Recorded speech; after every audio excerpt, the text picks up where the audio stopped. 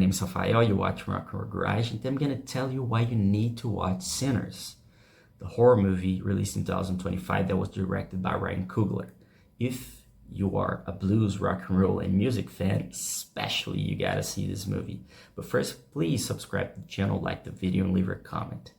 Well, Ryan Coogler is one of the greatest movie directors from the past years. Certainly, he directed Creed, he directed Black Panther, and if I'm not mistaken, this is his first horror movie, and it's just fantastic. I think it's his best movie till now, and I had the chance to watch in the theater, and it was a fantastic experience. And I'm not going to give you spoilers. Just by the end of the video, I'm going to warn you before I talked about the movie. But there's some fantastic things that I gotta tell you so you can go and watch. The thing is, okay, it's a horror movie. It's a vampire movie. But the central part of the movie, the central message and the central thing about the movie is obviously the segregation, the prejudice from the Mississippi Delta back in the 30s, where the movie takes place. The story happens, and music. It's one of the movies that that impressed me the most, and one of the movies that really knew how to express what music is about, what is the central idea of music, and to show that in the big screen inside a horror story, it's just fantastic, because it not only, if I had to, really make it short for you about this movie, it's Dusk Till Dawn, that vampire movie from the 90s, directed by Robert Rodriguez, which had George Clooney and Quentin Tarantino, Salma Hayek, Danny Trejo, and many other fantastic actors and actor-director as Quentin. It's Dusk Till Dawn meets the Robert Johnson tale of, the Robert Johnson tale that he sold his soul to the devil, and etc. If you don't know that, Robert Johnson is the founding, the godfather of blues music. He wrote the book for it. He wrote the book for what blues would become and rock and roll would become over the decades. And now I'm going to start to talk a little bit more about the movie, and I'm going to give some spoilers. So if you haven't watched the movie yet, go watch the movie, and then you finish this video and you hear what I have to say about it. The thing is that I think it's most fantastic. It mixes two things I love, which is music, especially blues and rock and roll, with horror movies, which is my favorite movie genre. And I mean, it's just perfect, man. The way it shows what blues music is about and was about back then. It shows, it's just fantastic. The way it shows that, the way it builds also. And the interesting thing is that obviously you take this element of Robert Johnson's character, which, I would totally relate him with the preacher boy, which is the one of the main characters, the kid who is the cousin of the twins and plays guitar really well and sings really well. And it's a blues man. He was born to do this, and it's really interesting. And with the if you think about the Robert Johnson story, it's quite he is the Robert Johnson, in my opinion. A little bit of that. It's got a little bit of it. And the scene where they are at the nightclub that the twins open it, the blues place to play the blues and etc. That scene when the vampires arrive and they can see all the fire and etc. But all those that scene that when the preacher boy starts to play his songs, and all those entities start to appear from different times. You know, you can see like Jimi Hendrix in it, you can see the hip hop, the rap groups, you can see people from tribes of ages and ages before. And you know, that for me is one of the most wonderful scenes in the history of cinema. And that scene translates what music is about. It's you know, it's a religious thing, and if you're a music fan, you can totally relate to that. It's a religious thing, you know, it's like a religion. For, you know, there's no such thing as bad music. You got the music that touches you and the music that doesn't touch you, and it can transform lives. And I mean, blues music and rock and roll music, you know, goes deeply into my soul, and I'm sure it does the same to you. And that scene that shows, you know, the ancestrals playing music that evolved and evolved and evolved and became the blues. And if you relate that, for example, with Hendrix and then hip hop, rock and roll only exists because of the blues.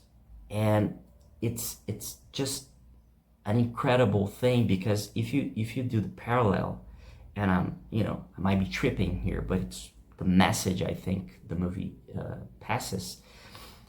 If you think about rock and roll music, okay, the blues, it was essentially a music done by black men and a few women.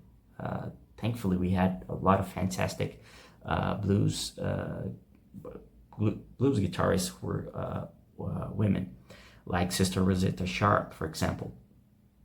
And if you think about it, it was essentially a music from the black community. And then the white people were, you know, a lot of white people started to really like that kind of music. Elvis Presley, for example, and a few others back then. And they started to emulate that, started to take that. And eventually it became rock and roll music. But not only due to that, of course, the godfathers of rock and roll music are Little Richard, Chuck Berry, and other artists from that time, and Elvis as well. But in my opinion, Chuck Berry, Little Richard, those guys are the essential parts of rock and roll history and the way rock and roll was born. But, you know, I don't want to ramble on here, but it's, you know, like the vampires wanted to take their souls in the movie, right? So they could expand their minds and have that musical ability that the Preacher Boy had. It's kind of the same thing that happened with rock and roll and blues, you know? The white people took over that, you know, they took that knowledge, that inspiration. And of course, you had a lot of black artists in rock and roll music, Jimi Hendrix, Little Richard, Chuck Berry. But as the years passed, sadly, most of the performers, the musicians, the bands were mainly composed by white people. And that's, you know, it's just, I think it's a really interesting parallel musically, because the initial vampires were all white, and they were, you know, coming to the club to take the souls of, of the black community. And you can do this parallel with a lot of things, and you can do this parallel. Of course, I'm talking about music, the rock and roll. The future of rock and roll was kind of that. It stole the influence of the blues and all that incredible music that was being made back then, especially in the Mississippi Delta. And you can do the same as a social and prejudice thing, because it was the same. And then you go back to slavery and all that horrible thing that, the the humanity can never forget, and so it can never be repeated. And it's like the same thing.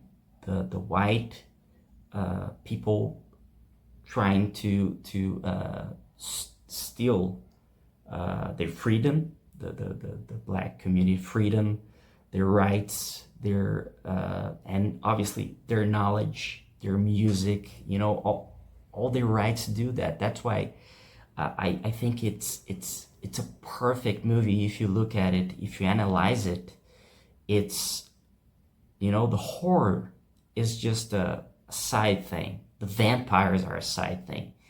The central thing is the racial thing, the prejudice, the social thing, and the music. And it's just absolutely perfect.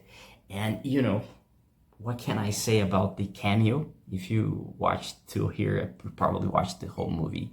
And I can tell you, and thank God I never saw any spoilers about the ending scene. You know, when Buddy Guy appeared on that final scene, and I'd say it out loud. I said, Buddy Guy, and the guy next to me said the same thing, and we were like, holy shit, you know? I couldn't believe it was Buddy, because the movie was so perfect, and I said, well, how's this gonna end? You know, it's gonna be a, you know, Hollywood end, you know, a normal thing, and etc. And then Buddy Guys appear. I mean, you know, right now in 2025, there's nobody more perfect for that role than Buddy. I mean, he's a living legend. Thank God we still have him here.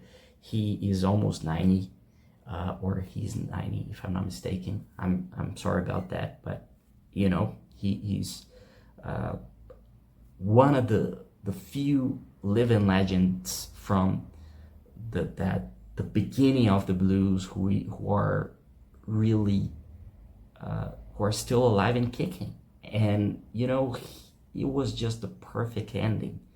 And it was like, for example, if Robert Johnson had survived and he was still among us, he would be a legend. And you know, I just think it's a fantastic movie. I think it's one of the greatest movies from the past decades, and I think that the time, you know, it's gonna stand the test of time, and I believe it's gonna become a classic, you know.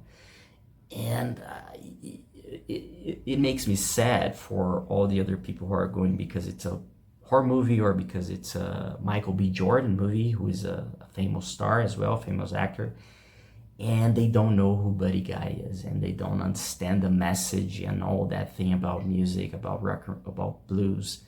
And you know, it's just fantastic. And it gives the message also, in my opinion. This is a long video, I hope you watched, but that music and the community,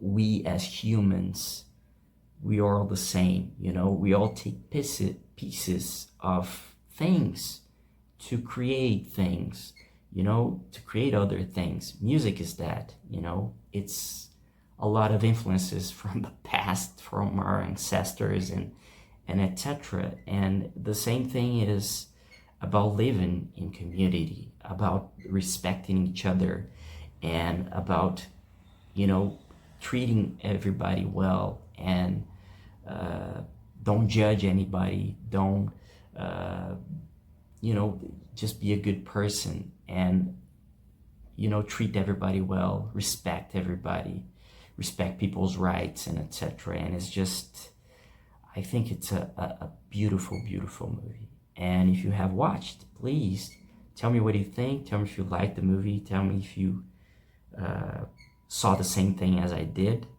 the same message, and etc. I want to hear you. So please go watch Sinners. It's fantastic. And don't forget to subscribe to the channel, like the video, and leave your comment. Okay? Thank you for watching, and I see you later.